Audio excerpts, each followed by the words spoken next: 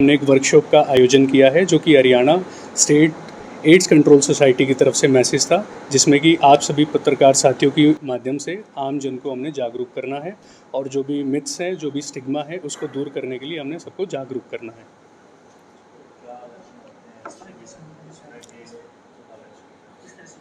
जी, HIV मुख्यतः हमारा जो है एचआईवी और एड्स, ये दो चीज़ें हम जनरली एक आपस में बदल बदल के बात करते रहते हैं। जो एचआईवी है ये एक इन्फेक्शन है और एड्स जो है it is a group of disease, बीमारियों का समूह है। ये फैलता मुख्यतः 4 कारणों की तरह से है। सबसे पहला तो हम असुरक्षित यौन संबंध करते हैं, अनप्रोटेक्टेड सेक्स करते हैं, उसकी वजह से ये फैल सकता है। दूसरा, ये माँ से बच्चे में होता है। अगर माँ इन्फेक्टेड है तो बच्चे में एचआईवी का इन्फेक्शन फैलने का खतरा ज़्यादा रहता है। तीसरा जो होता है हमारा ब्लड ट्रांसफ्यूज़न अगर हम करते हैं तो इन्फेक्टेड अगर कोई ब्लड होता है तो उसकी वजह से किसी नॉर्मल आदमी में गया तो भी वो इन्फेक्शन आ सकता है। जो चौथा है हमारा इन्फेक्टेड जो नीडल्स होती हैं, जिसमें कि कभी भी नीडल को हम प्रिक करते हैं तो उसकी वजह से, जैसे कि नशा जो लोग करते हैं, आईवी ड्रग यूज़र्स होते हैं जो सुई के माध्यम से नशा करते हैं, उनमें भी एचआईवी फैलने का खतरा ज़्यादा रहता है। तो इसको कैसे पहचान सकते हैं हम लोग? जी, इसमें कुछ मुख्य जो लक्षण होते हैं, इसमें पेशेंट कोई भी होगा, जैसे कि उसको बुखार आएगा, लंबे समय के लिए बुखार होगा, वो नहीं टूटेगा उसका बुखार दवाइयाँ खाने से भी।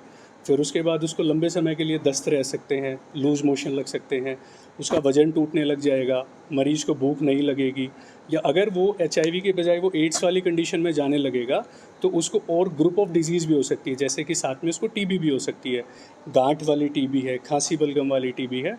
तो वो इस प्रकार से भी मरीज़ जो हमारा प्रेजेंट करेगा सिम्टम्स, लक्षण को। इलाज कैसे करें? क्या सावधानी बरतनी चाहिए अगर किसी? देखिए, हमारे पास में अभी तक इसका इलाज जो है कंट्रोलेबल है। हम इस बीमारी को कंट्रोल कर सकते हैं पूरे अच्छे तरीके से।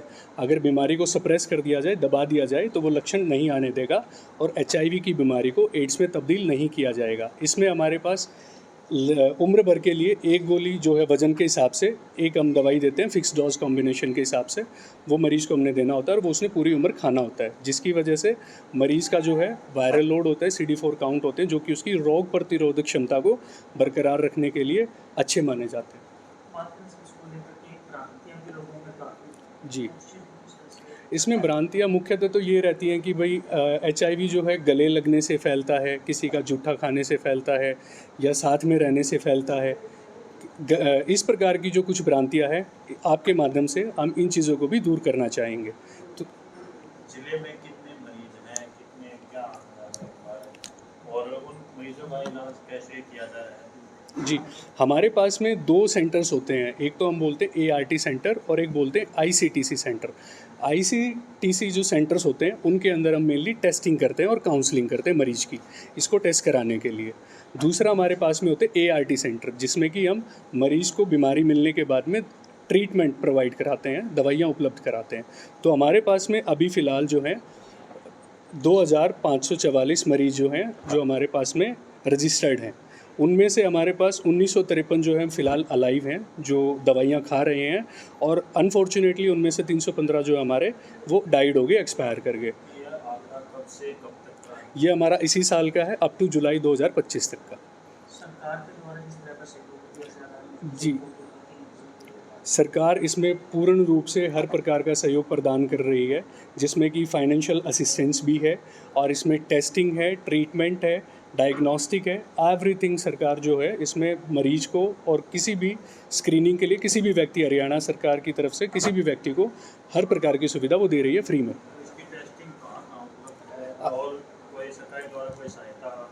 जी, आर्थिक सहायता इसमें हरियाणा सरकार ये कहती है कि 2250 रुपये प्रति माह मिलते हैं, जिसकी आय 1,80,000 रुपये से कम हो और वो हरियाणा का स्थायी निवासी होगा, तो उसको हम सरकार की तरफ से फाइनेंशियल हेल्प प्रोवाइड कराते हैं। और दूसरा, टेस्टिंग हमारे सिविल हॉस्पिटल भिवानी में है और आईसीटीसी सेंटर जैसे मैंने बताया आपको सिवानी में है, मानेरू में है, अलग अलग जगह पे हैं हमारे पास, लोहारू में है, तो यहाँ पे हमारे आईसीटीसी सेंटर, वहाँ टेस्टिंग होती है।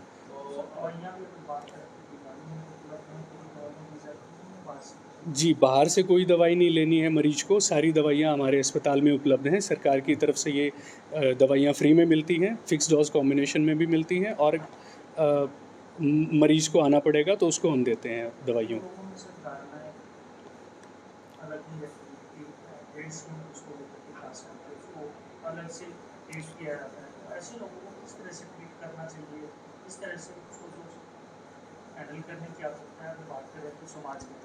जी, उनको बहुत सॉफ्ट कॉर्नर हमें रखना चाहिए। इसमें हमारा एक रेड रिबन क्लब भी है एचआईवी को लेकर के, तो जो कि रेड रिबन का मतलब है लाल रंग। तो लाल रंग हमें दर्शाता है कि भाई हमारे को इसमें ध्यान रखना चाहिए, इनके अगेंस्ट, इनके प्रति, सॉरी नॉट अगेंस्ट, प्रति हमको सिंपैथी होनी चाहिए। जो मरीज़ हैं हमारे एचआईवी के, तो हमें सिंपैथी दिखानी चाहिए। एचआईवी को बढ़ने से रोकने के लिए स्वास्थ्य विभाग और सरकार द्वारा क्या क्या कदम उठाए जा रहे हैं? जी, सारे कदम हैं हमारे पास में। हम मरीज़ को काउंसलिंग से लेकर के, हमारे पास काउंसलर की टीम भी अवेलेबल है, हमारे पास में डॉक्टर्स की टीम अवेलेबल है।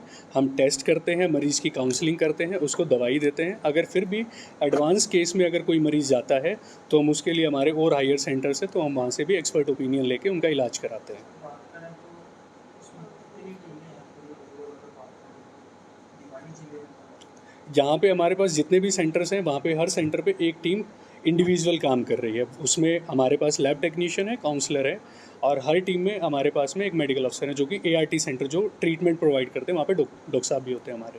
एचआईवी से बचने के लिए क्या सावधानी बरतें और एचआईवी होने के बाद क्या सावधानी? जी, एचआईवी ना हो इसके लिए हमें बचाव करने बहुत ज़रूरी हैं। जैसे कि कभी भी हमें पता चलता है हमारा पार्टनर अगर इन्फेक्टेड है, अगर ना भी है, मल्टीपल सेक्सुअल पार्टनर्स हैं, तो आप उसमें प्रोटेक्टेड सेक्स करिए। और अदरवाइज़ तो हम तो ये एडवाइस करेंगे कि आपके पास सिर्फ एक ही पार्टनर हो, नॉट मल्टीपल सेक्सुअल पार्टनर। तो it is advisable to everyone. तो आप एक सेक्सुअल पार्टनर रखिए और उसके साथ में भी अगर कोशिश हो तो प्रोटेक्टेड सेक्स करिए, जिससे कि फैमिली प्लानिंग भी रहेगी हमारी, और साथ के साथ में हम लोग एचआईवी के इन्फेक्शन से भी बचाव कर पाएंगे। दूसरा, और भी इसके अलावा कभी भी हम नीडल जो है आसपास में कभी भी जाते हैं तो उस चीज़ का भी ध्यान रखिए। इधर उधर अनरजिस्टर्ड जगह पे कहीं पे भी सुई ना लगवाइए, और उस चीज़ का ध्यान आप खुद रखिए कि आपके जो हमेशा नीडल लगती है तो वो नई नीडल होती है।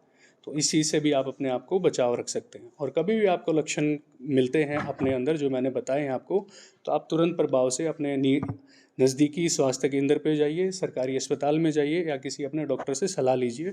फिर आपका जो है हम टेस्ट करेंगे, और अगर मिलता है तो उसके इलाज के लिए हम यहाँ पे अवेलेबल हैं।